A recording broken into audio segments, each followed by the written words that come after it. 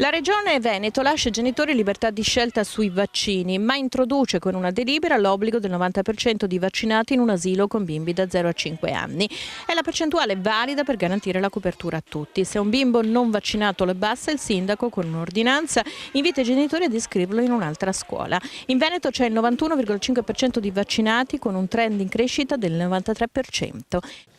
Siamo l'unica regione che garantisce la libertà di scelta e quindi non l'obbligo vaccinale, però anche vigiliamo sul fatto che non si scenda sotto il 90% dei vaccinati perché altrimenti la popolazione è a rischio. Succede che non riusciamo più a garantire dal punto di vista proprio di solidaristico, mutualistico, il fatto che le malattie non possano creare dei problemi alla popolazione, visto e considerato che abbiamo dei bimbi che non si vaccinano perché non vogliono essere vaccinati, altri però magari che sono vaccinati e non hanno prodotto anticorpi perché sono immunocarenti, o peggio ancora bimbi che non sono stati vaccinati perché non si possono vaccinare.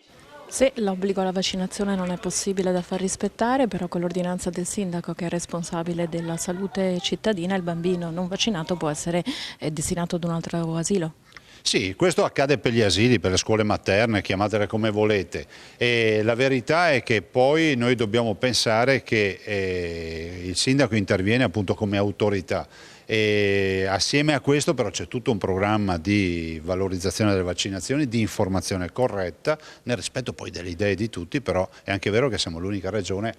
oggi ad avere un'anagrafe vaccinale.